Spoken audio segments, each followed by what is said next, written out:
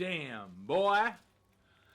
Damn, boy, he's thick. Boy, that's a thick-ass boy.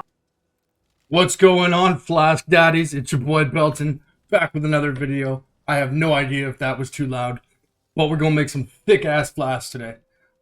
This is probably the hardest I've ever worked on any content in my life, so I really hope you guys enjoy this. I just spent about the last 8 hours putting together all the data, doing all the math, and buying all the materials to do so. A lot of this stuff I knew subconsciously sort of already, just as a matter of practice over time. But this is by far the best thing for a new crafter to do, an old crafter to do, new player, old player, rich player, poor player. Crafting flasks is an incredible tool in Path of Exile. And I will go into extreme detail in this video, detailing why. Now, I know some of you guys don't like the long form content. The feedback was great from a lot of you. So I did make a table of contents, just go over what we're going to be talking about here, just to let you guys, let's see here. All right. So we're going to go over who can craft flasks, why craft flasks, how much do you need, what do I need, what materials, what are the different approaches you can take, so different styles, points of note, important breakpoints, probabilities, and then I will do a demonstration of all those techniques. I have a second currency tab here. I purchased all the required materials. I've broken apart different flask bases based on the tier and the efficacy of them. I've gone ahead and I've crafted a couple that need to be finished. We've got some ones that need to be enkindled, some ones we're going to do a different thing for, some ones that are perfect buys, some completed flasks as well. And this is the big part here. I'll get rid of that table of contents now. I went through and I broke down every single thing that you need to know about flasks, the probabilities, the outcomes, the different ways to combine modifiers as well. Broke down all the prices with current market. I made note of this here, values as of. Now, I know I'm not, the most tech savvy dude, and it's a pretty analog, YouTube channel, but to reward the people that are sticking around here and watching these videos in long form content, I'm going to set timers on my phone in these videos, and I thought this would be like a fun way to do it. When that timer goes off, I'm going to say a different word. Whoever the first person to comment that word in chat is, and I'll make note of it. I'll be like, hey, this is the time. I will send you a private invite or an invite to a private channel on the Discord, and in that I will be posting all of the data beforehand. Before I do the videos, all of the stuff that like I'm doing or practicing as I get to it. I've got guides going back almost 8 years now. I've got over 300 strategies cataloged. So just as a way for me to thank the people that take the time to watch and to listen everything out, I thought that'd be kind of a fun way to do it, and hopefully you guys enjoy. Since this is the first video, I'll probably do it a few times, so keep your ears tuned for that moment, because that information can be pretty valuable. Before we get started here, another thing I want to make note of, as it should be obvious to anyone, first of all, when you watch any video about making currency in this game, it's important to have a healthy skepticism, including from me. I have played for 10 years and I've had a lot of documented success. But at the same time, conditions are changing. The market is a dynamic thing. It's not static. And if there's a lot of views on stuff that's going out, not only is the material cost going to go up, but the sale price will also go down. What's important when you're watching these things is to make note of the strategies or the techniques. So you now know those for the future. The market's fickle in PoE. People's memories are short-lived. If you often wait, 4 or 5 days after hearing something, much better than going out and rushing, doing it right away. Now, there is somewhat of a caveat to that, and that's one of the great things about flasks is that, there's that old saying, sell to the masses, sit with the classes. Flasks are something that is completely ubiquitous in PoE. One of the most broken parts of the game. Every single person uses one. Every single person needs them.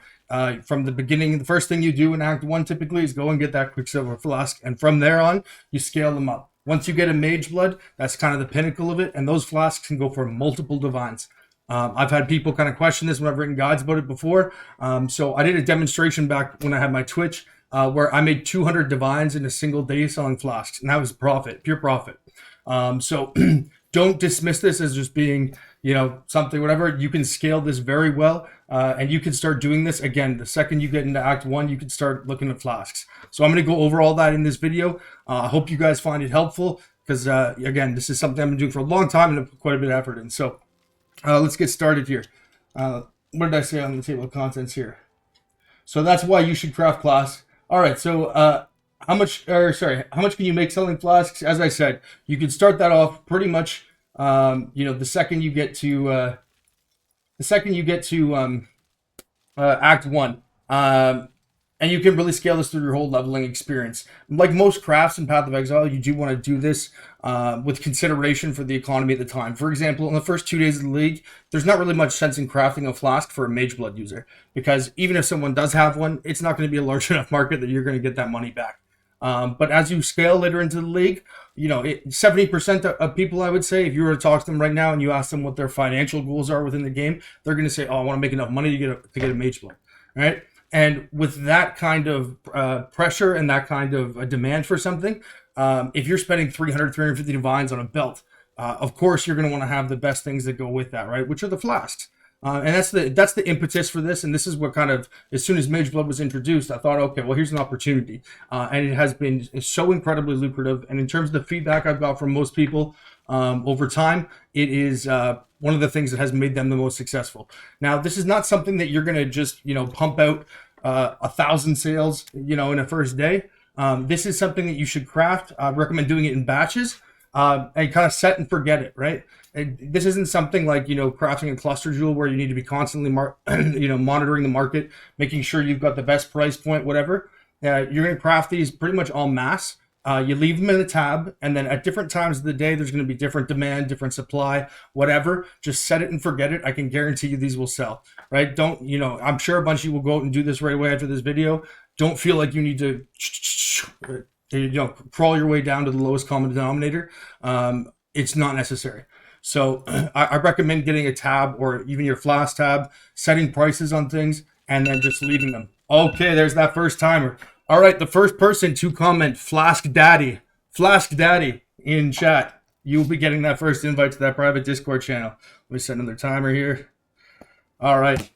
So with that in mind here, let's go on to what you're going to need to craft flasks. So you're going to need alterations and augments. Actually, let's do the different methods first. So when you're crafting, there are a few different approaches you can take to crafting flasks. The first one would be, your classic alteration and augment. So if you're going to do that, all you need are alts and augs. All right. Now, when you're deciding what base you want to craft on, that's an important consideration.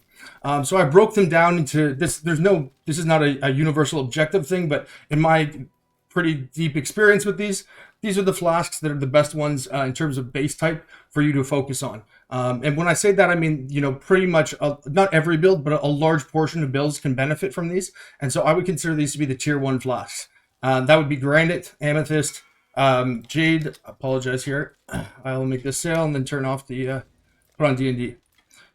I would consider those to be the flasks that are the most universal. Now, obviously, if someone's playing CI, they're not going to use an amethyst flask, right? Not everyone will use jade flasks, whatever it is. However, the market does reflect what I'm saying here.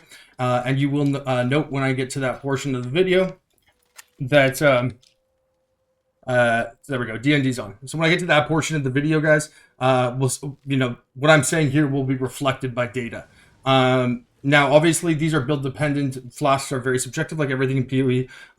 So we're talking about crafting for profit here, not necessarily for your build. So please don't get offended. I've never used a... Well, actually, I don't really care if you're offended, but please don't comment telling me I don't ever have to use a bismuth flask. People do, and I can back this up with data. Here are the flasks that I would consider to be the second tier ones. Silvers are actually probably teetering on tier 1 now that they can have increased effect on them. Which is a recent change as of this patch. Along with that, I would consider quartz, basalt, sulfurs, and then ruby, topaz, and sapphires. Ruby, topaz, and sapphires are a little bit more situational. If you're playing RF, for example, you definitely need to be using a ruby. But these two as well, they do have the less damage taken, and I know in hardcore probably a little bit more popular. But for myself, and I think for the market in general, it doesn't really reflect that. So, I proceed with caution on those ones. I would definitely be more prone to crafting something that's a little bit more universal. The quartz flask is also a very good one. I would consider that. I would say silver and quartz are the two that I would consider to be kind of tier 1.5. Sulfur as well. The only problem with the sulfur flask is that bottled faith is so commonly used in most builds that, most higher end builds, because most of them will scale crit. That you can't use two bases at the same time, right? You can't have a magic a magic sulfur flask as well as a bottled faith and get the effect from both base flasks. You would still get the effect of the suffix, but that's not really worth it. So that's the only reason why that one's a little bit lower. Otherwise, it's great. The tier 3 flasks are ones that I would consider to be completely completely useless, with the exception of people that have a very, very specific niche. So gold flasks are obviously very useful for MF builds, but it's not like, unless you are playing MF, you are ever going to use a gold flask. I don't think Stib Knights are a little bit better than the other two. I don't think I've ever seen a person in the history of the game use a Conundrum or an Aquamarine flask. But Stib Knights, I definitely... There's a market for them, I'm sure, but they're not going to be high volume. Gold flasks, you can actually profit craft reasonably well. Again, it is a limited market, but because you can do a rarity craft with Katarina flask, which I'll get to in a second, the market does exist, but again, it's not something that is going to be used by a wide portion of the player base, like the flask I mentioned there. All right, so that's the alterationing method, and again, there'll be demonstrations towards the end. The next method that you can have when it comes to flasks is to simply just buy ones that do not have enchants on them. So I got a tab of a few of them here, and again, we'll do demonstrations at the end. Specifically for myself, I bought ones that have perfect tier 1 modifiers that are useful, and I'll show you guys a list of what I think are useful modifiers. So you can see 60% evasion. These are all perfect T1 rolls, but they're on off-use bases. So one of the big things that is important with flasks, typically, and with respect to the market at least, not necessarily functionally doesn't actually matter, is the synergy between the suffix and the base of the flask. So for example, crit chance on a diamond flask, or armor on a granite flask, or evasion on a jade flask are always going to be worth more than one where it is mixed up. So if you had like for example, myself, you can see here, I've got a diamond with crit and a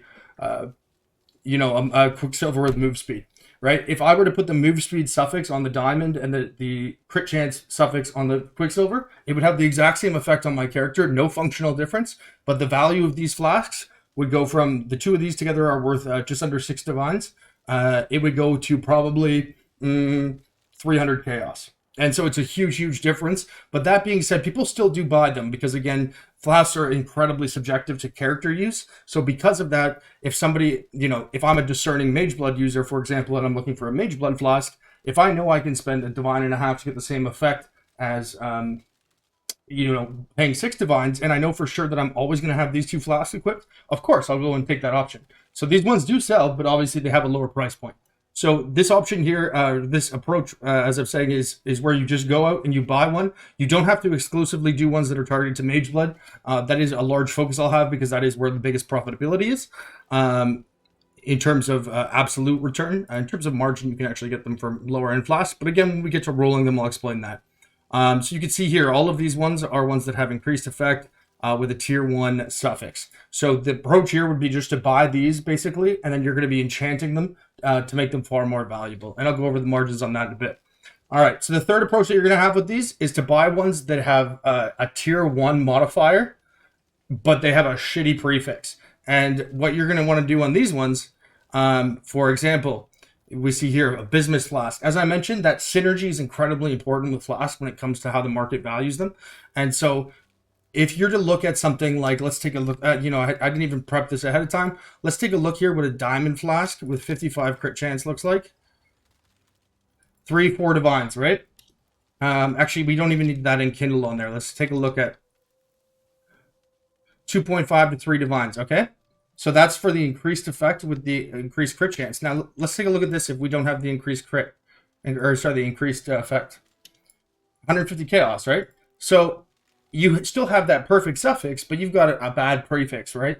Because you want to have that increased effect in most cases to maximize your value. So what this strategy does is we're going to buy flasks that have perfect synergy. So you can see here, Quicksilver with move speed, Jade with evasion, Armor with granite, crit chance with diamond, the all res with bismuth, and this is another thing too, and a lot of people don't consider this. All res with amethyst I would put into the same tier as being synergized, because a lot of people, if they do need to cap out their resistances, or if they're using, say, melding of flesh, and they need or any other kind of gear or mechanic that makes them have negative res, or just for altars sake, if they're running mouse with a lot of altars, a lot of the times people can cap resistances pretty easily, but chaos res can be rather difficult to do. Oh, there we go. That's number 2. All right. Let's see. What's our word going to be here? Our word is going to be cock discharge. First person to type cock discharge. All right.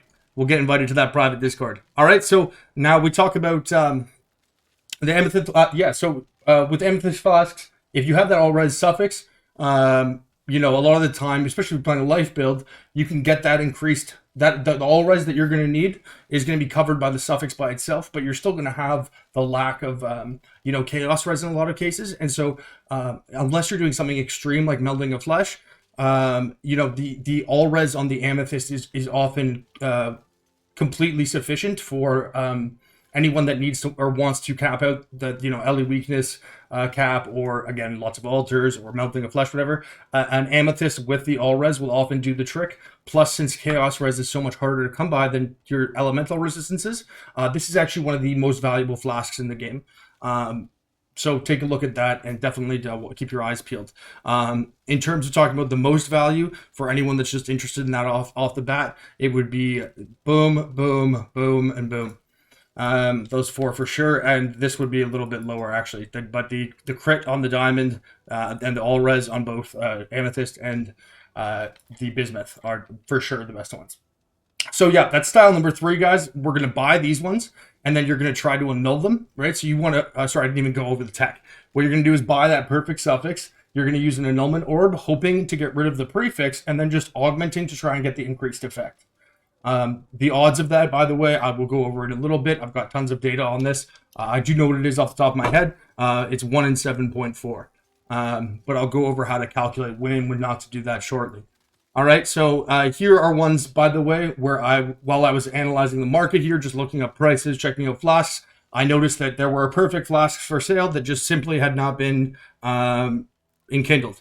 And this is another strategy, because often people, especially a non-initiated player or someone who's just, they watch some sort of offhanded crafting guide for flasks from some streamer or content creator who doesn't really know what they're doing, and they stop at a flask like this, and they price them without consideration for every single modifier. So we're talking about, look at this. So we got the 55 crit chance with the increased effect, 60% evasion with increased effect, 14 with increased effect. Again, the increased effect all res, increased effect all res, and these ones here, look at this. I paid 75 chaos for the Quicksilver. I paid 100 chaos for the evasion. And simply by enkindling orb these ones, these will be worth 3 divines, 1.8 divines. This one's worth 4. These will be worth 4 and each, and I paid 2 divines for each of those. Right, so that's another approach that you can take to these, is to find perfect ones that simply are not enkindled properly, so they don't have 70%, or they don't have an enchant on them at all. The 5th method that we're going to talk about, wait, was that 4th? Yeah, that was the 4th. 5th method is buying a fractured flask like this and then rolling it. So you can see here, when I looked on the market, again, I spent about 8 hours putting this video and the data together. I was running a trade alert the whole time. This was the only one that came up that was in a reasonable price range, and was also a useful flask where I thought it was the case. This is probably not going to be super, super common for you to find these, but earlier in the league, definitely. But at this stage in the league, these are mostly going to be gone. But you can see here, we've already got the increased effect rolled on a bismuth, which means that we just need to alteration whatever suffix we want. If you actually have a Mage Blood, these are the absolute best flasks that you can have, because it means if you get a 70% enkindle on there, and you need to use a base flask, instead of going out and buying a different flask, if your situational needs change, you can just change the suffix. And when I go over the data on what it takes to roll suffixes, you'll see why this is incredibly powerful. So that's the last method. Now you can also go ahead and try to find one where you've got a fractured suffix, but the fractured suffixes, you know, they're very, very specific, obviously. And at that point, I mean, you know, you might as well just roll it yourself. Sometimes you can get a great deal. Like if you can find a bismuth flask with 40% all res fractured on it, and that person doesn't know what it's worth, fuck, man, go for it. But I feel like it's a lot more obvious for people to price, you know, to recognize the value in the fracture of a suffix than it is to recognize the value in the fracture of a prefix. Because a lot of people understand and they think about crafting in the sense of, you know, a physical bow or, you know, a chess piece. And they have some familiarity with how many alterations it'll take to get merciless. But flasks are kind of one of those like secret killer things that, you know, you don't really think about until you need one. They're not super commonly crafted. And when they are, people just kind of YOLO it, right? And very rarely do people ever try to codify this, be like, oh, this is the exact odds. These are what I need to get this. It's just kind of like, oh, there's so many options. I'll eventually hit a good one. And they just throw some alterations or augments at it till they hit something that seems reasonably good. Or they just throw it into a dump tab with, you know, universal biome and kind of hope for the best. I know that does happen in a lot of cases. If you were to run a trade alert right now to search up certain types of flasks, again, with not too much specificity, like, you know, obviously if you're looking for 70% increased effect enchant with 25% increased effect and a perfect suffix, that's not going to come that often. But I mean, if you just look up a T1 mod, you'll get a ping every fucking 30 seconds. So there's a huge supply of these things, and it's just definitely an underserved market. So that is going to be the last one. And then here I've got just a couple completed flasks I had lying around. All right. So now we've gone over the different strategies that you can take to approaches you can take to getting these. And so now we can talk about, well, if you decide to want to craft these, what am I going to need? Now, if you're just going to use that alteration method, so method 1, all you need are alterations and augments. Alterations this league are 2,500, I think, or 2,600 to 1 divine, 2,500 to 1 divine. Absolutely absurd, like obscene. So I mean, with 1 divine, you can basically craft yourself 50 different flasks. This is the values of different currency this league absolutely favor every single one of these techniques more so than they ever have in any other league in history. So again, you're doing that number 1 strategy. You just need to get these 2 things here.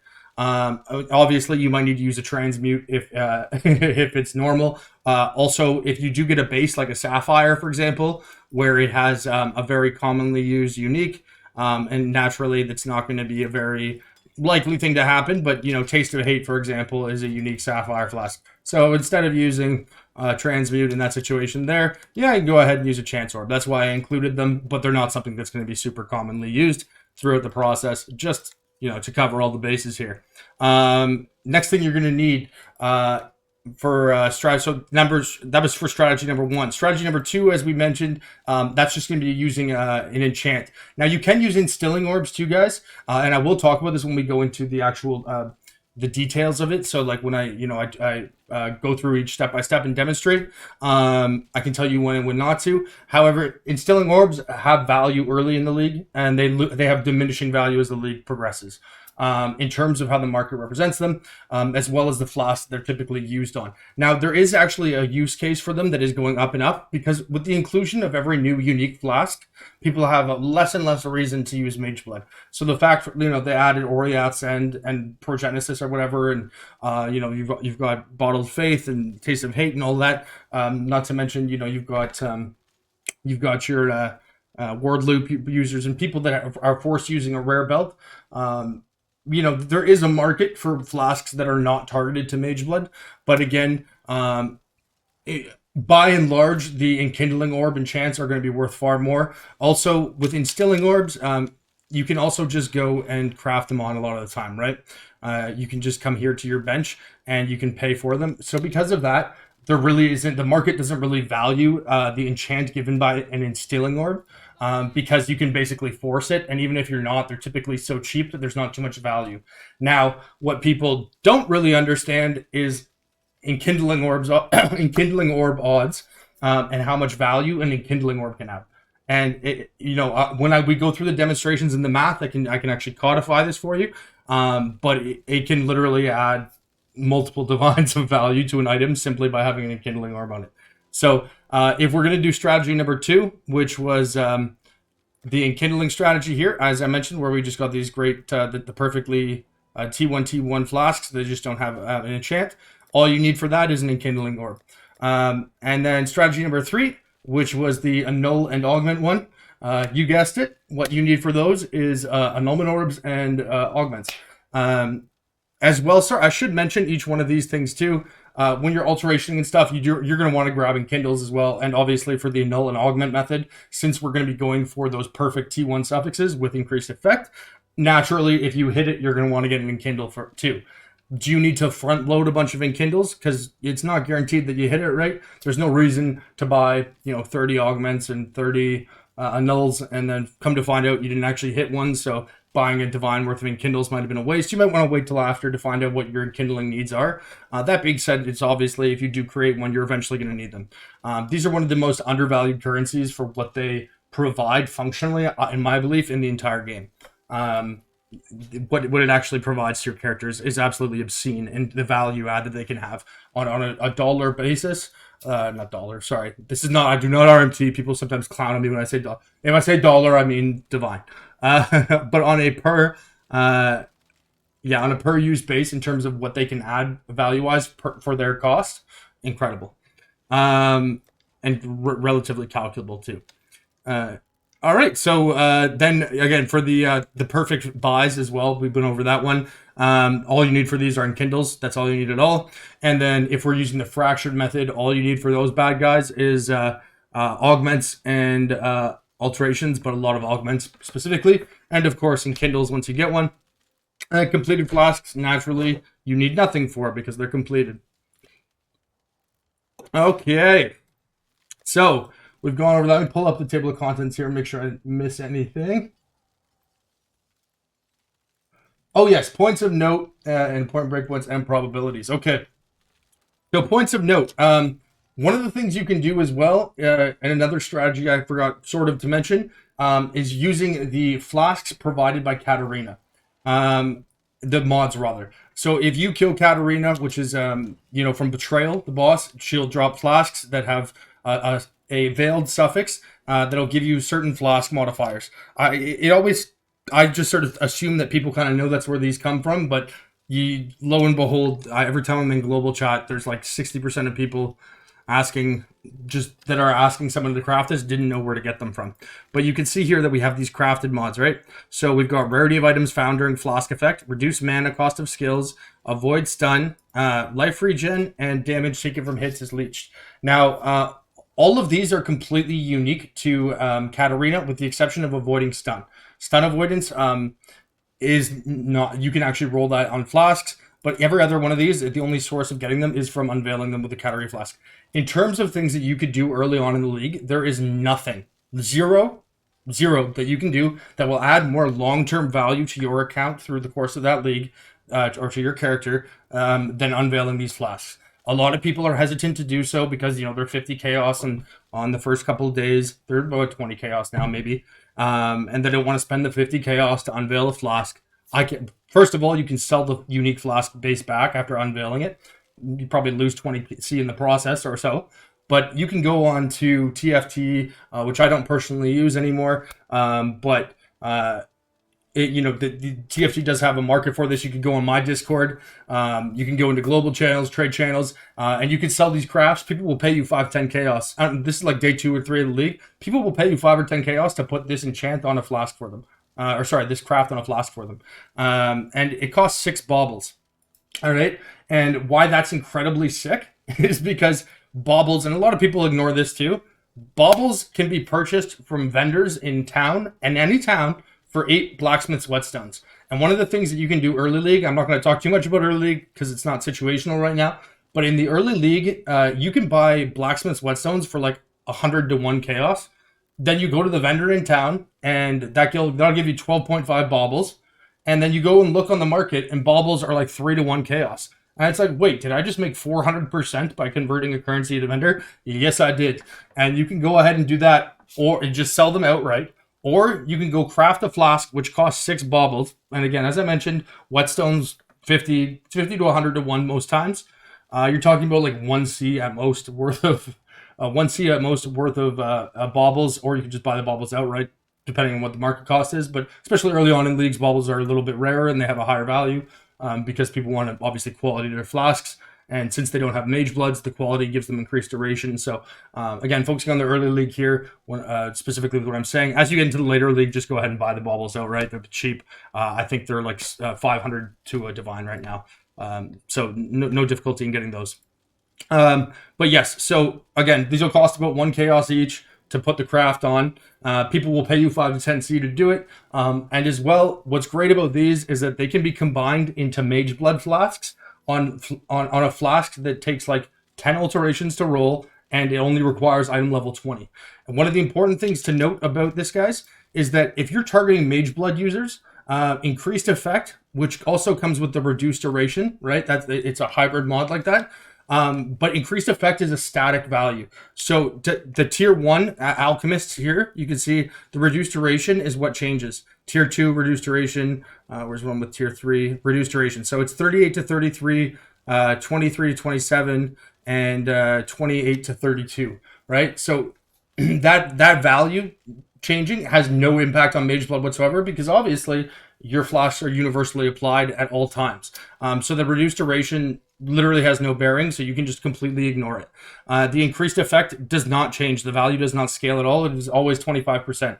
And so you can use a tier 3 modifier, which only requires item level 20. And as I said, this is why you can start doing this so early in the league, because you can get a level 20 flask, you can alteration it until you get increased effect, right? And then you just come over here, assuming you have an open suffix, and you can craft on life regen, for example, and bada boom, bada bing, you've got a 50 to 75 chaos flask. I'm talking early league, right? And what did you spend on this? 1 chaos.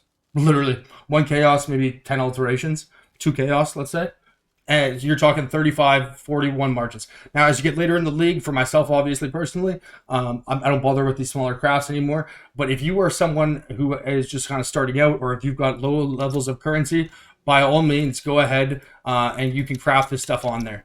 You can also even scale them very well too. In terms of which one of these have the highest value, you should definitely focus on life regen and reduced mana cost. Reduced mana cost is the one I would recommend first, and then life regen second. RF, for example, this is typically like an absolute mandatory modifier, but the reduced mana cost is a very, very, very important mod for a tremendous amount of builds, because it's 25%, which when you combine that with the 70% increased effect from the enchant and the 25% increased effect from the prefix, you're talking close to 50% reduced mana cost from the suffix of 1 flask for anyone who has his Mage Blood, right? So the fact that trigger spells and all those things can cost mana now, right?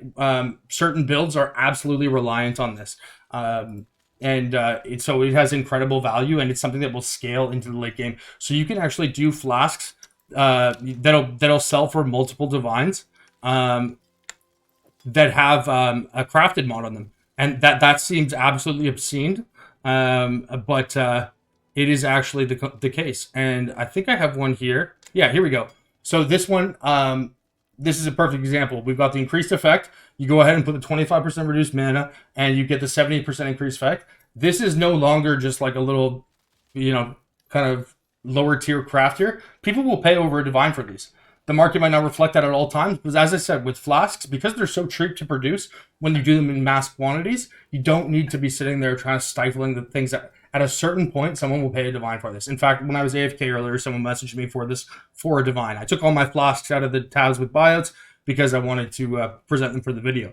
But that's just an example of one. Another one that's, again, fantastic. Righteous Fire Flask. You get the ruby, increased effect, alteration, put on that 3%, you put on the 70%, you're talking a 1 to 2 divine flask, especially because RF is so common, especially early on in the league.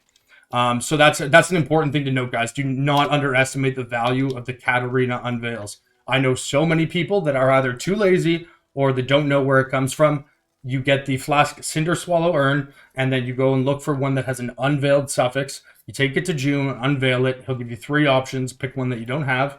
Even if it's a better fly, like unless you need the Cinder Swallow, always take the unveil that you don't have.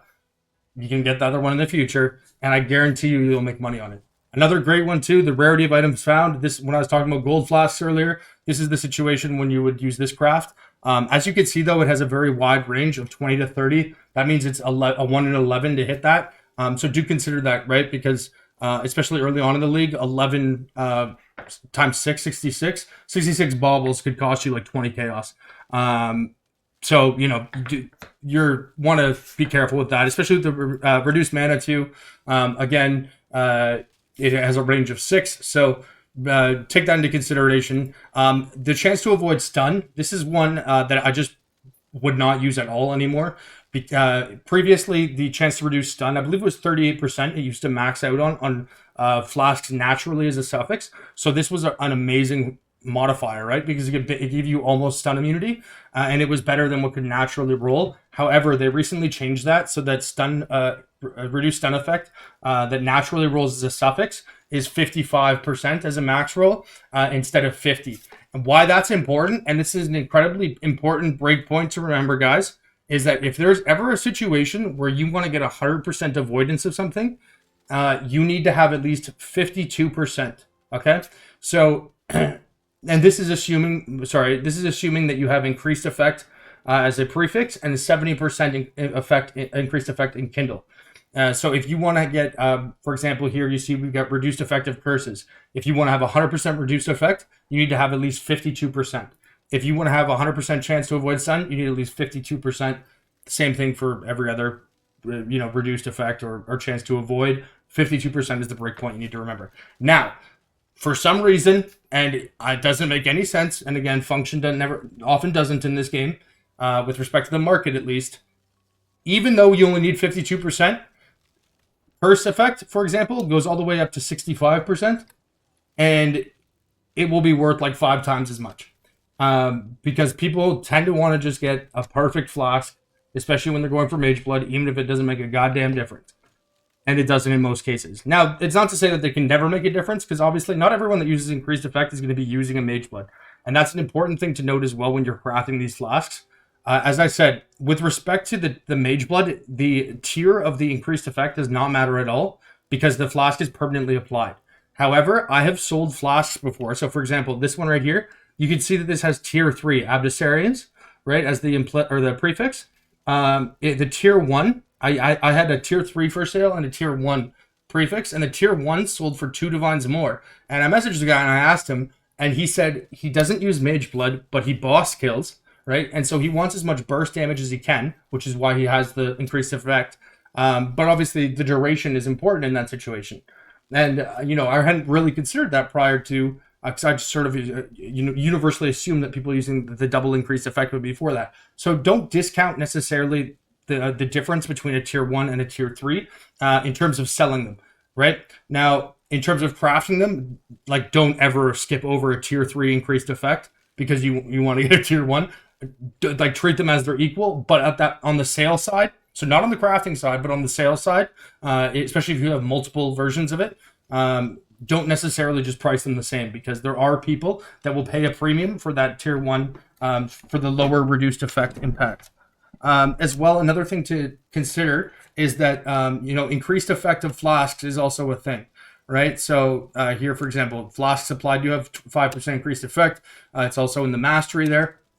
So sometimes people don't necessarily need to have the 52% breakpoint I was mentioning. That was assuming that you don't have any flask effect anywhere else, right? So you don't necessarily always need to have at least that amount. There are people that have increased flask effect, Pathfinders as well, the Flask Mastery. There's a variety of different sources of this, and so it's not universal. And as I mentioned, flasks, this is why they're so great, because pretty much anyone at some point is going to have a use for pretty much every flask. So if something seems like it's good to you, just stop and put it up for sale, because it is not hard to get flask bases, and I can guarantee you that it is going to cost you more. Like, there's no reason to roll over something that you could find 10 of in each map or buy for half a chaos each when there's a potential for it to sell. So that's a really important thing to consider as well. You don't need to go for perfect all the time. That being said, perfect will always sell for a lot more. Think about mirror items, right? I've got several of them myself that I covered in a recent video. There are bows, for example, that have 10% less damage, and they cost 1/100th as much to make, right? And does that make sense in a functional perspective? No. But if your character is at, say, 75% power overall, to get that character to 90% relative power overall, it might cost you 5 divines. But to get from 90 to 95%, it's probably going to cost you 50 divines. To get from 95% to 99%, probably going to cost you 500 divines. To get from 99% to 100% will probably cost you 50 mirrors, right? And so the scale of improving your character, the further you get in the min-maxing process, the more expensive it is going to be. So the marginal return of your dollar, or your divine, is obviously going to be much lower in terms of, what does that divine provide? The first divine you spend in a league, you could get like an entire gear set. Your character's 20 times as strong. But the same thing is true with flasks, right? So don't discount, again, the importance of perfect. And that's a big mistake a lot of people make, and they don't really absorb that. And if you can take one thing away from this, because it applies to all of the game, remember that. All right. Okay, what was the next thing on the agenda here? Important breakpoints, probabilities. All right, yeah, probabilities. So this was, take a little sip. Oh, let's pick another word for the Fight Club. All right, Fight Club. We're gonna do.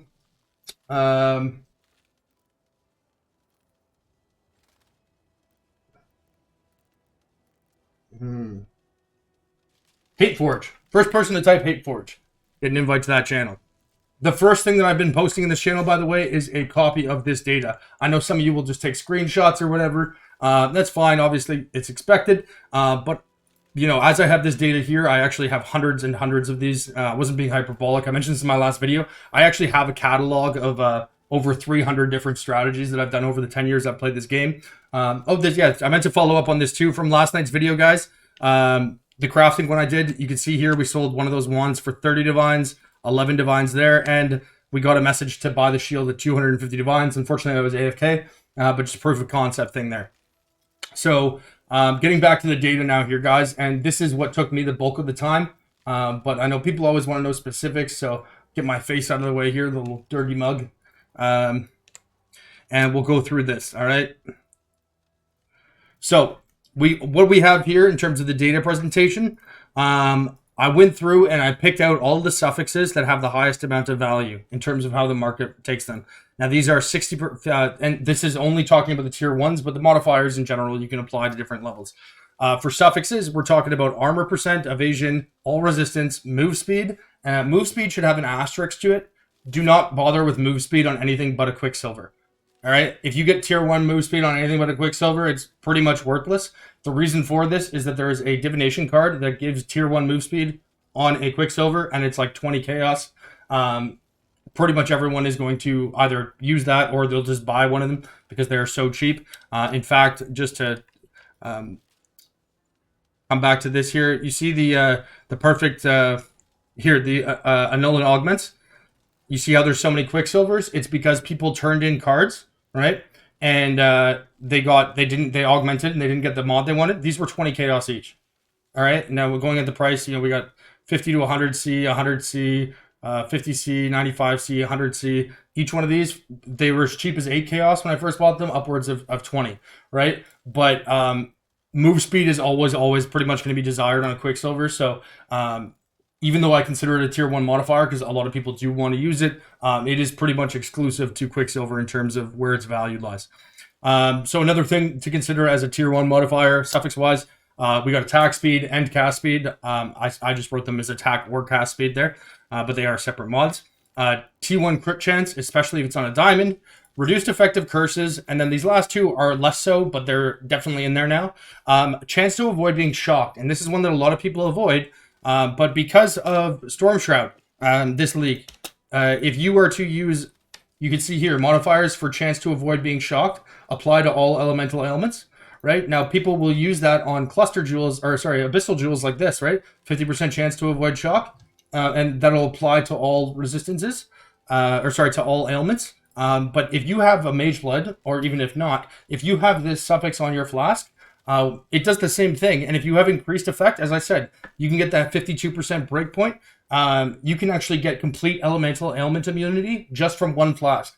What does that save you? Saves you any points you have on the tree. It saves you a suffix on an abyssal jewel. It saves you often a prefix on a chest piece, right? Because a lot of people will do that. It can save you an implicit on a pair of boots. It can save you an essence on a pair of boots. And these are all different ways people will go for that, that shock avoidance or that ailment immunity right? And the fact that you can cover that completely with one suffix on a flask and one simple jewel is incredibly powerful.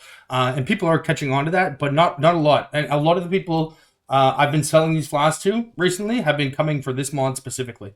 So don't undervalue that, guys, because I think a lot of people probably do roll over that.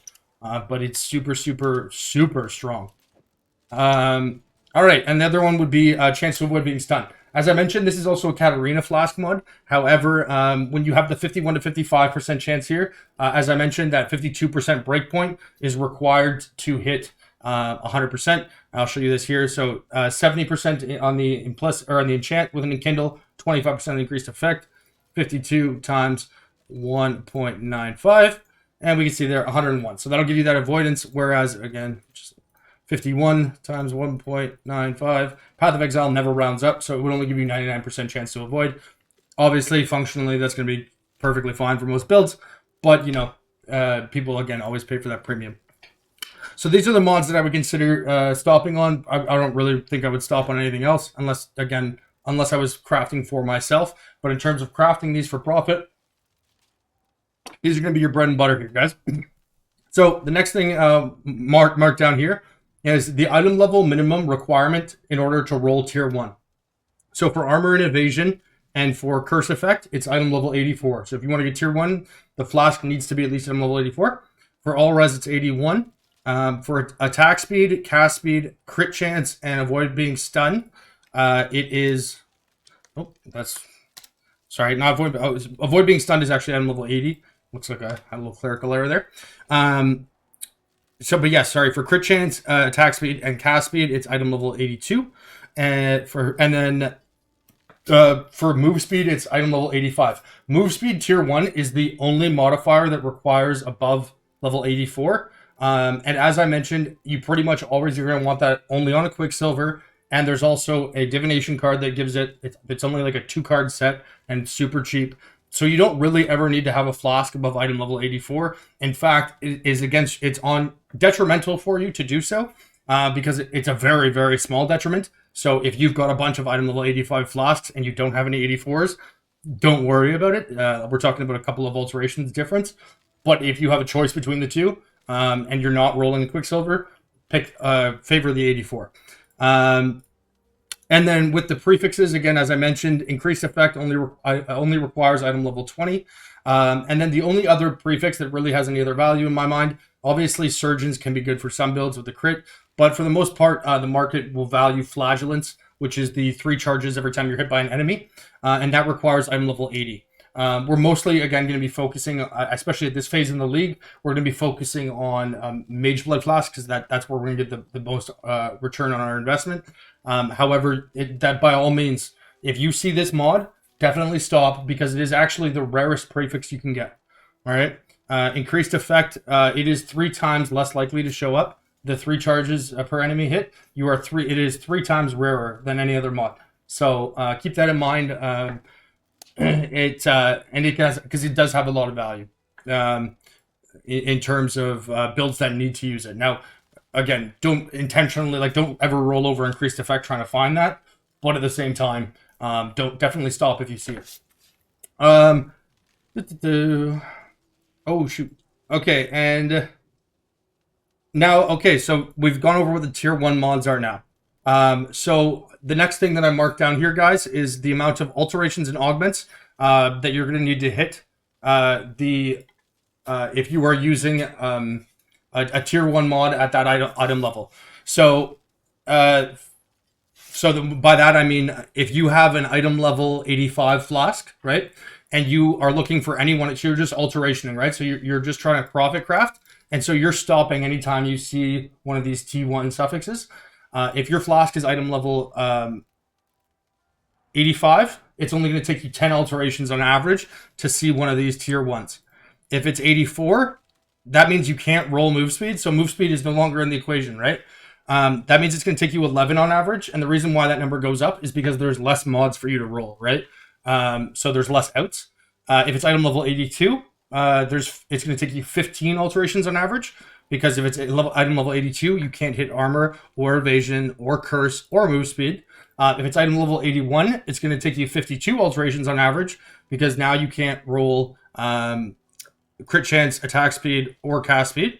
And if it's item level 80, the only one you can hit is chance to avoid being stunned, which means it's going to cost you 102 alterations on average. All right.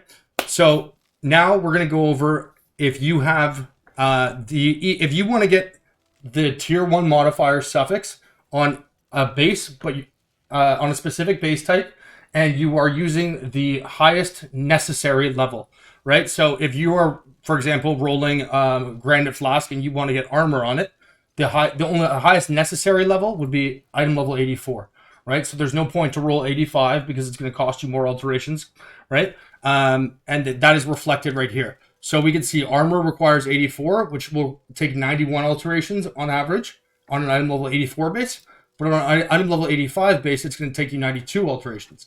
As I mentioned, it's a very small difference, but that difference will go up the lower the item level requirement.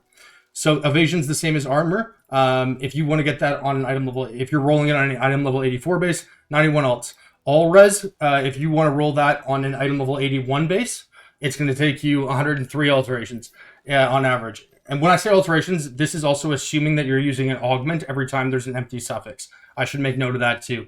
It's going to be a lot higher if you're just alt spamming and not augmenting. So this is alting and auging, not just alterationing. I'm going to say alting as a shorthanded version, but in terms of these numbers, this is assuming you were also using an augment every time there's an open suffix. Yes, if you're trying to roll all res on a item level 81 base, 103 alts, and item level 85 base, 115. This actually is not a small difference, right? That's over 10%. Now, move speed, again, because move speed is only available on an 85 base, it's the same at 69. Attack and cast speed, if you want to roll that on an item level 82 base, 66 alts on average, whereas it's 69 on an item level 85 base. Shout out Kappa.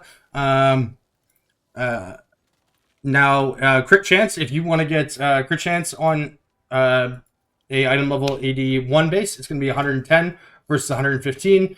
100 if you want to get T1 reduced curse effect, 114, 115. If you want chalk on the appropriate item level, 110, and chance to avoid stun will take you 102 alts on average. All right. Now, the next thing that we went over here, guys, is the alterations. Sorry, just as an establishing point here, we have the alterations are costing 2,500 to a divine, or if you buy them by chaos, you get 10 to 1 chaos. So that's going to be what we're mentioning with the values here. So if you want to know how many alterations plus augments you're going to need to use to hit T1 increased effect with T1, or sorry, not with T1 increased effect with any tier of, sorry, I apologize. If you want to hit tier 1 suffix, any one of these tier 1 suffixes, with tier 1 increased effect. So what you would classically refer to as a Mage Blood Flask, right? If you want to get T1 armor with a T1 increased effect, it's going to cost you 681 alts on average. Same thing for evasion, 681. All res with increased effect, 851. Move speed, attack speed, cast speed, 511. Crit chance and reduced effective curses and chance to avoid being shocked and chance to avoid being stunned, 851. And if you are talking about alterations and augments needed plus increased effect, alterations and augments needed to hit any one of these plus increased effect. So that's what you're going to be looking for typically when you're profit crafting, right? You'll just be sitting there rolling until you hit one of those T1 mods and increased effect. It only takes 69 alterations on average, right? So that's 6.9 chaos. So each year, we then go over the next data point is how many chaos it will take you to roll each one of these on average. So to roll T1 armor with increased effect, or evasion or whatever. And by the way, guys, I'm assuming with the data here, this is assuming max level because most people probably don't really care to min max it that much. And again, it is a very marginal difference, but this will actually be slightly cheaper. Again, you know, one alteration per on average if you use an item level 84 versus. However, here, just for the sake of, it's better to assume you're spending more than less. But a lot of these values will actually be slightly lower.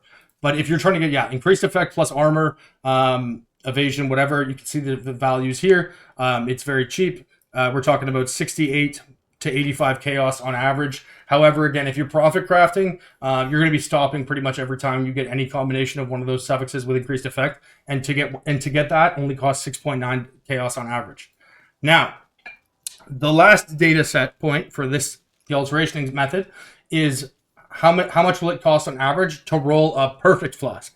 So a perfect flask being the tier 1 mod and a perfectly rolled one, right? Because it's 56 to 60. So this is what, just to get the tier 1, right? But that tier 1 could be 56% armor. And as I mentioned earlier, the absolute max roll, so the 60% in that situation, will have like double the value. So this is the values, this is how much you're gonna have to spend on average with the current market prices in order to get a increased effect and the absolute max roll of the tier 1 modifier. And this applies to every base type. Obviously bases don't have different weightings. So, you know, obviously if you're going to try and get this yourself, if you're rolling for armor, you would use a granite flask, but the base does not obviously impact the weightings. So it's going to cost you 340 chaos to get a perfect armor, 340 chaos perfect evasion, 340 chaos for a perfect all res, 153 chaos to get move speed, attack speed, or cast speed, 510 chaos to get crit chance or curse, and 425 chaos to get either shock or stun. That cost in divines, you can also see right here, which ranges from 0.6 divines upwards of 2 divines.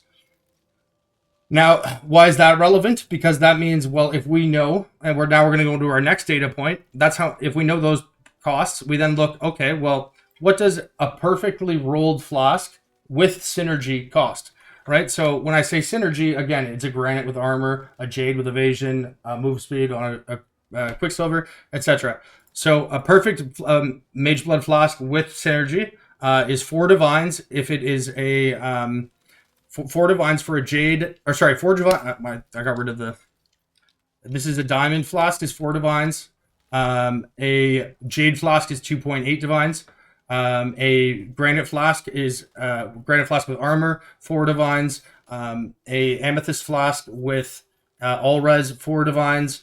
A what am I missing here? Sorry guys, I don't know why that got deleted. Move speed, all res, evasion, crit chance, stun, armor. Anyways, yeah, sorry, the Quicksilver is the cheapest one, though. And that's because of the Divination card. Quicksilver with 14% and increased effect. And then Kindle, that's 1.4 divines. Now we're going to talk about, for each one of the bases, what is the...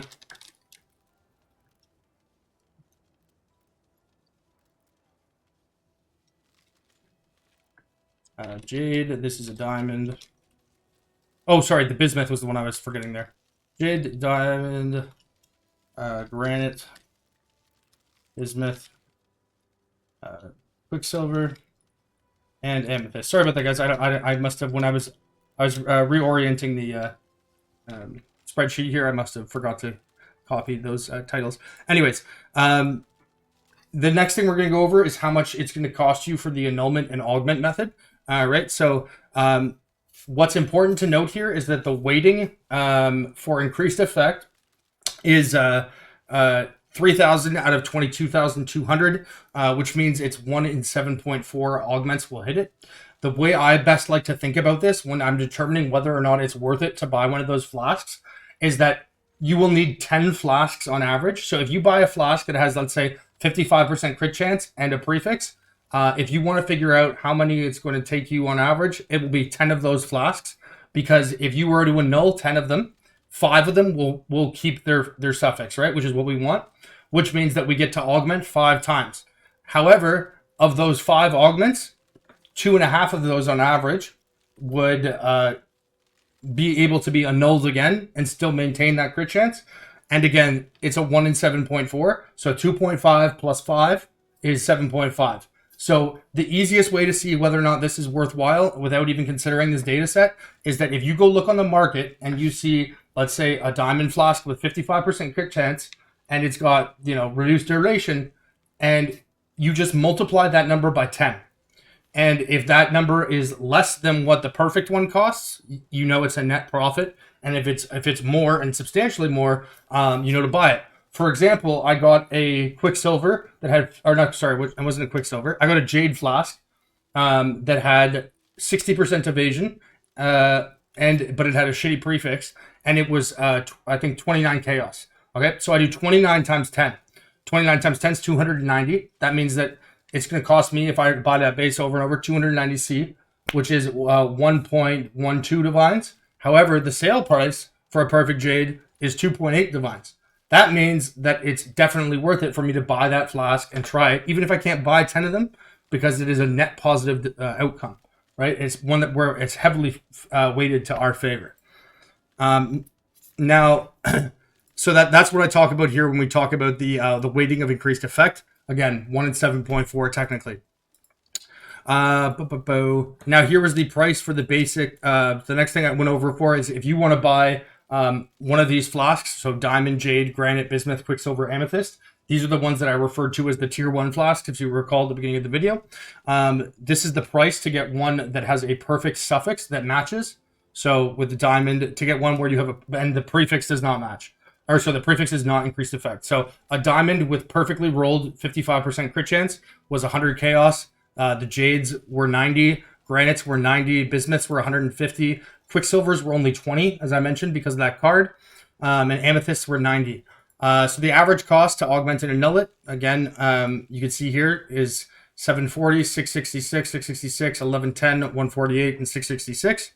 The average cost of annuls is, because they're 5C each, so 5 times 7.4 is 37C, which means your total cost at this point is 700, 703, 703, 1147, 185, and 107. You can see the adjusted prices for these flasks here, which is just the conversion of divines into chaos. And that means at the current market prices, the net profit for a diamond flask is 220 chaos to do this, so just under a divine. A jade flask is a net loss of 3 chaos. A granite flask is a net profit of 296 chaos. A bismuth is a net loss of 147 chaos.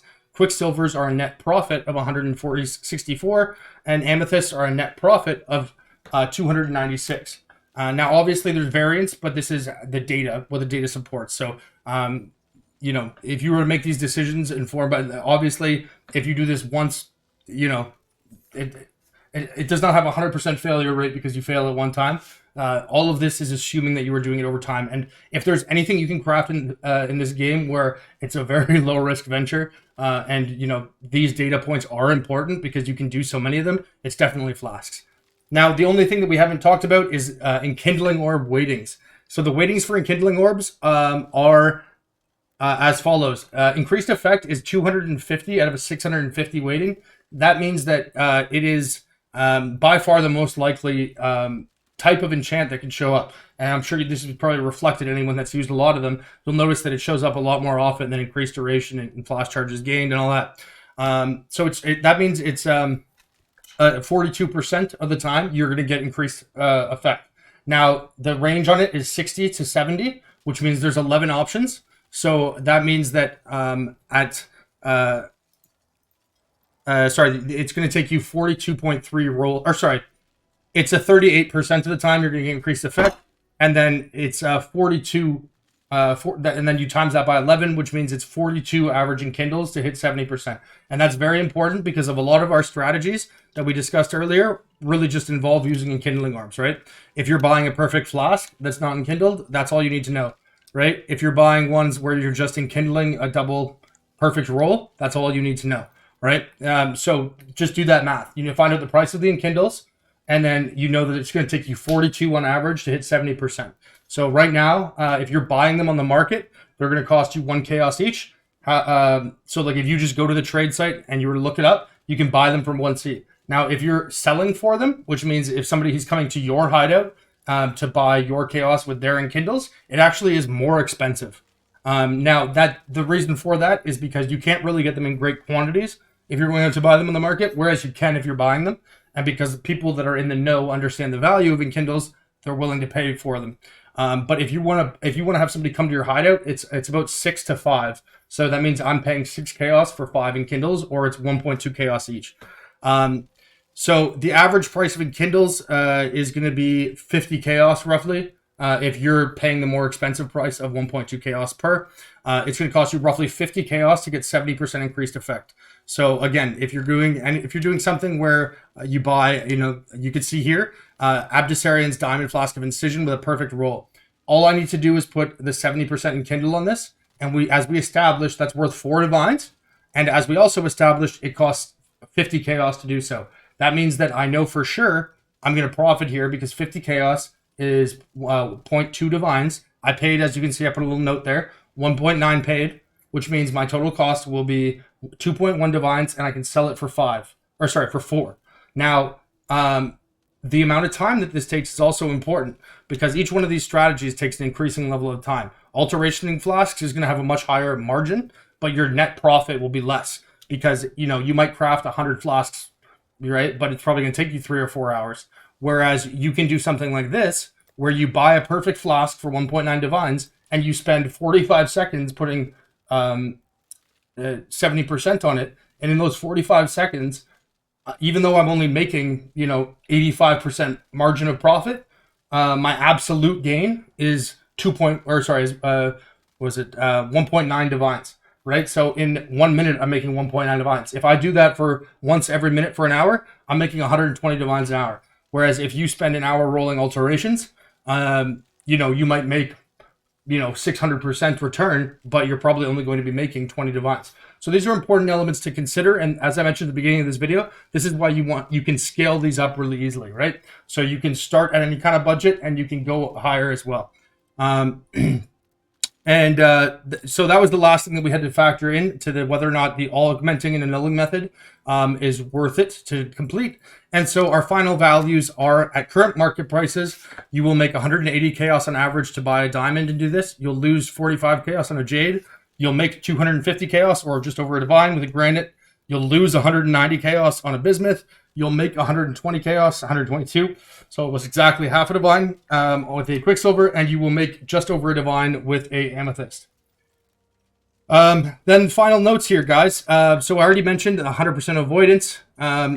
Here's another point too. If you're ever caught between whether or not, so say you're trying to get 100% on an avoidance roll or stun immunity or whatever, and you can either get 70% on the Enkindle or you can get like a higher roll on the Suffix. So for example, to get 100% reduced cursed effect, you can either have a 60% Enkindle on a 65% reduced curse effect roll, or you can have a 70% Enkindle on a 52% curse roll.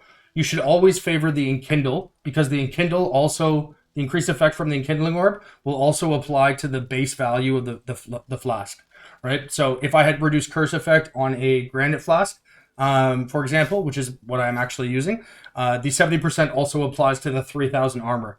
So if you're crafting these for yourself or for the market, always favor the 70% roll over that.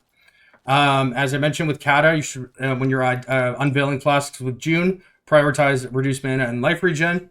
There also is a vendor recipe to create granite and jade flasks, which is a combination of the 3 elemental resistance ones, so topaz, sapphire, ruby, with the corresponding roll. So with rolled with armor, all 3 of them rolled with armor percent will give you a granite flask. All 3 of them rolled with evasion percent will give you a jade flask. It's not worth it though. There's never any reason to do it.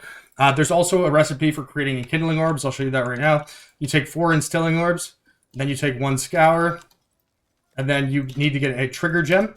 The one I always pick when I do this is Reckoning because it's on the front page and it only costs a wisdom scroll. And boom, Enkindling Orb. Now, a lot of people will say, you might think, well, is this really worth it? At some points, in some leagues, Enkindling Orbs have gone out as much as 4 or 5 chaos each, whereas the Instilling Orbs have been like 1 to 10. So I would buy a divine worth of Instilling Orbs, and I would get like 2,000 of them, and bada boom, bada bing. Now I've got 500 Enkindling Orbs for like 30 chaos instead of paying a divine for 70 of them. As I mentioned, Instilling Orbs tend to go down in value as the league progresses, whereas Enkindling Orbs tend to go up in value.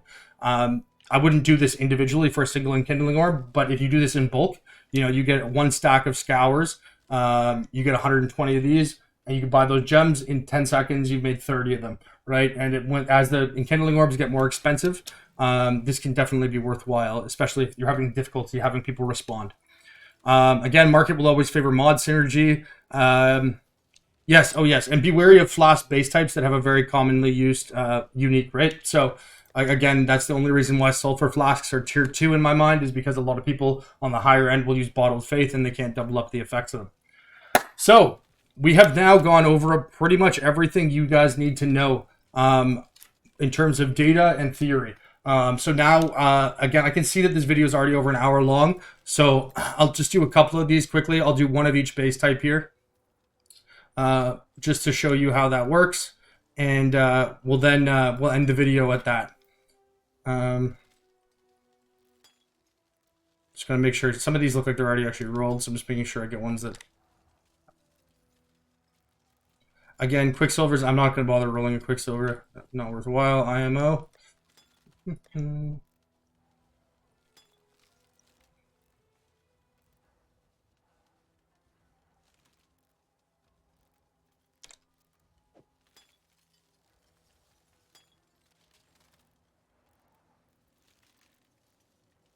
God.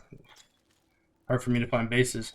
And then as another one too, we can just do a couple of the ones. As I mentioned, there's certain ones that are in particular that are good with the Katarina Flasks. So we'll do a couple of those. Specifically the Gold Flask.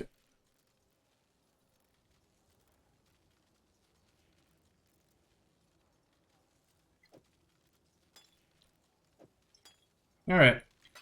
So again, all you're going to need here, I got my demo tab.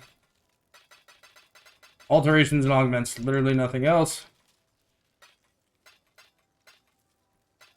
I like to set them up like that, like this, and then crowd them in alts like that. All right. Shock avoidance, as I mentioned, you actually, well, yeah, you know, I might actually keep that. That is tier 1. Tier 1 shock avoidance. 52% is the breakpoint you need, but most people are going to have, you know, some form, like just on their tree, they'll passively get, you know, this node right here that gives you 4% ailment immunity or whatever. So as I mentioned, there's always considerations that exist past the absolute return on the mod itself. This again has T1 shock avoidance. While I'm alterationing myself, you don't have to do this, by the way. I do because of how cheap nulls are. While I'm alterationing Flasks, I will, if it has a high value mod, I will annul it. If it rolls with a bad prefix. So there, like reduced effective shock. Oh no, sorry, it's chance to avoid shock. Keep in mind the difference, guys. Chance to avoid shock versus reduced effect. So a chance to avoid being shocked, again, this is tier 2. But again, these do sell, and also, you know, for the video's sake, I'm not going to perfectly min-max these, just because of the video length. So we see here, this is actually tier 2 all res, but as I mentioned, it's one of the very, very high value targets. And there we go, guys. That's how it works. So you can see this is also kind of covering the annul part. I annulled off the prefix. We did that. And now, you know, if I throw any Kindle in there, I'm probably going to get at least 1 to 2 divines for that. Okay, over to the Jade. Boom, tier 1 curse effect. Increased effect.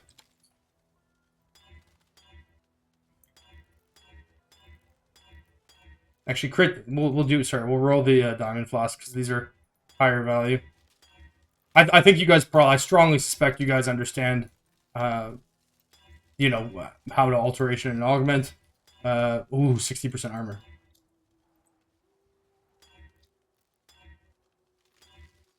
So I'll stop with the alts actually after this. Oh, there we go. Tier 2 crit.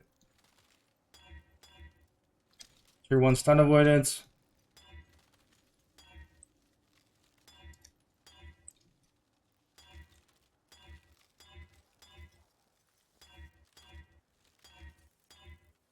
Tier 1 evasion. And there we go. This is one that is not for Mage Blood, but we hit the Flagellance, as I mentioned, the rarest prefix, and we hit it with a tier 1 mod. There is no synergy, so it's not going to have a ton of value.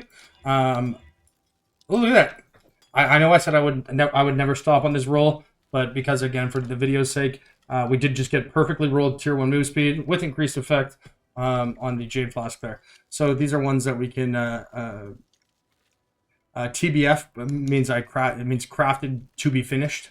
So we'll throw these in crafted to be finished. just to let ourselves know that they need to be enkindled still.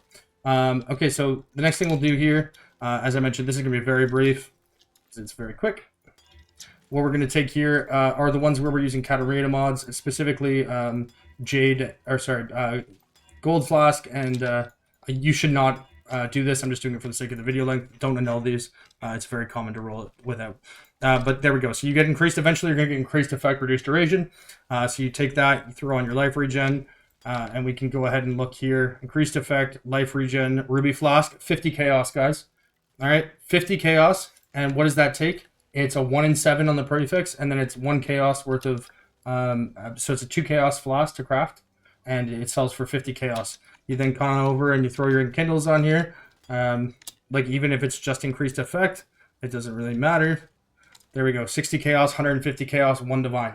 So you can see that these are going to be upwards of a divine each, and that cost us, again, at that point, 3 chaos to make. Okay, gold flasks. That is actually a perfect tier 1 curse effect. Okay, fuck it. It's a gold flask. Oh my, what the fuck? We just hit tier 1 curse effect into tier 1 evasion. Almost perfectly rolled. But again, this is... I suppose there might be some Magic Find builds that are basically... Like, what the fuck? Perfect tier 1 evasion. This game is... I'm getting trolled right now, boys. We're getting trolled. I can't not annul. When now we're getting... Look at that. We hit like 6 annuls in a row. This is one of the... What the fuck? There... Okay. Anyways, there's a perfect example of how you can annul the prefix off numerous times in a row on one base, despite the fact we used it on the most like useless base in the game. Not the most useless. It's not Aquamarine or Conundrum, but in any case, what you would do here, guys, you roll increased effect. You come down here, and just as we similarly did with the Ruby Flask, you would throw on the rarity of items found. If you're trying to maximize your return, you would want to get it to the 30% roll, because it is a 1 in 11. And then you would want to use the Enkindle. Another one let's see if we hit it. No.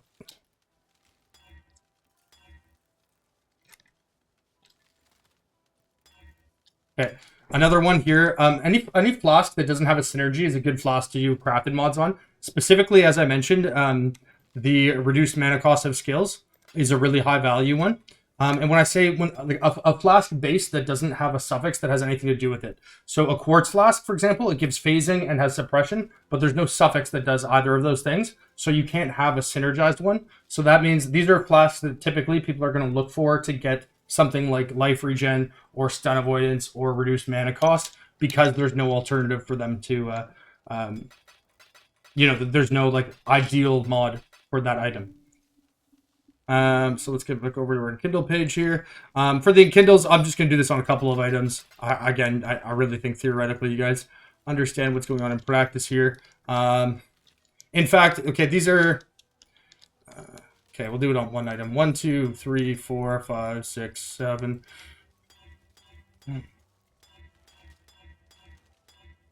There we go. 17 Enkindles, 70%. Let's do it on the perfect buys, because these ones actually have an extreme amount of value.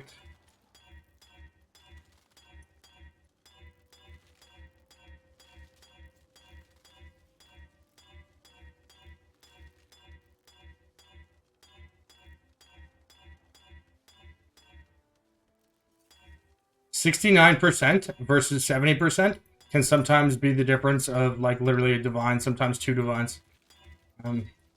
Again, when people are looking, there we go. When people are looking for perfect, they're looking for perfect. Increased effect, 55, hidden as it marked down there. Look at that, 4 divines, guys. And as you can see here, I paid 1.9, and we just used 41 Enkindles, which again was 50 chaos. So we just made 1.9 divines profit by making this flask. Okay. I'm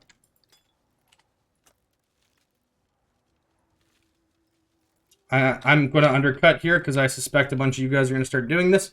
So I'll try and sell that before this video goes live. And again, so it's the same thing with the enkindling effects here. You can see here, paid 2 divines, paid 75, paid 100. The sale price on these are 2.8, 1.4, and 4 divines there, respectively. The last strategy, as I mentioned, is to just get the fractured mod.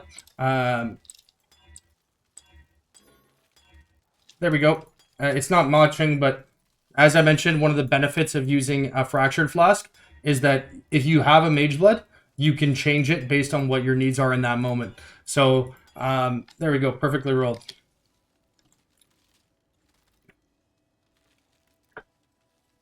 And look, it doesn't even, oh, there, doesn't exist, not a single one. So I can price this basically how I want to.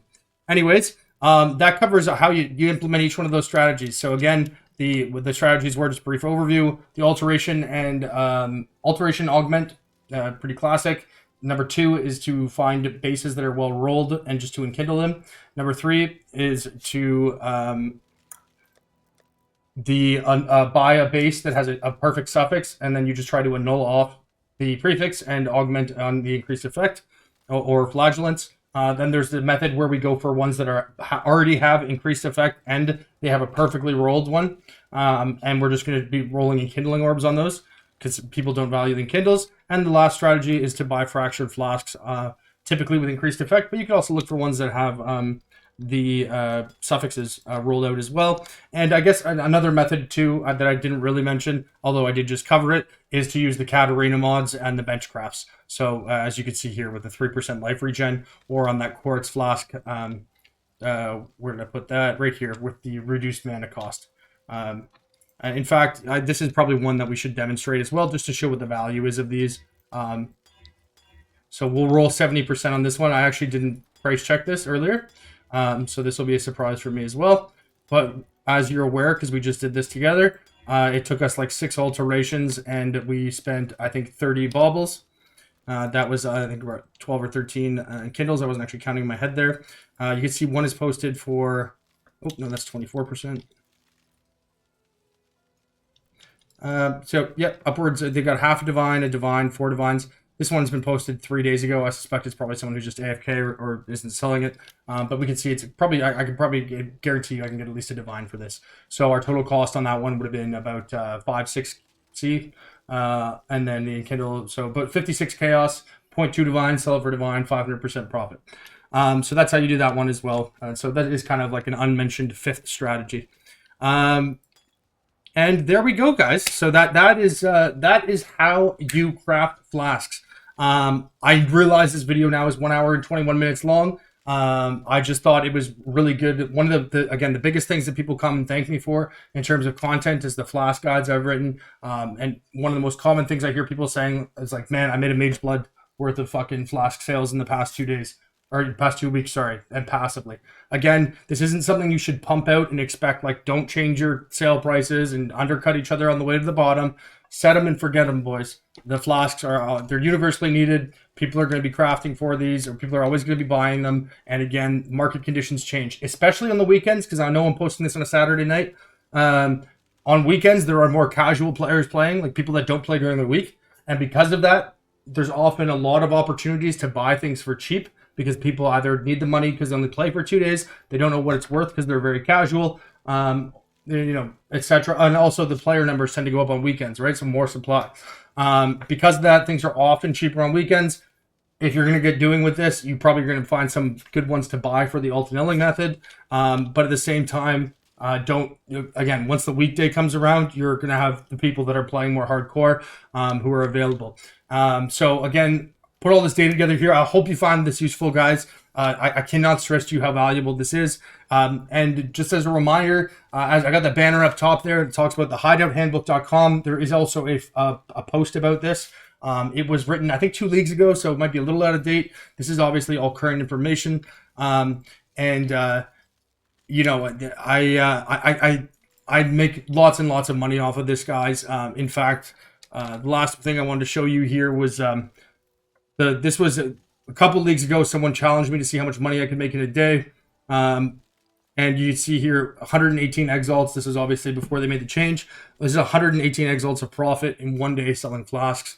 I can't stress how good it is. And I really, really hope that for those of you that have stuck around and listened, you had a good deal of success in the future with this. It's pretty hard to not succeed when it comes to flasks.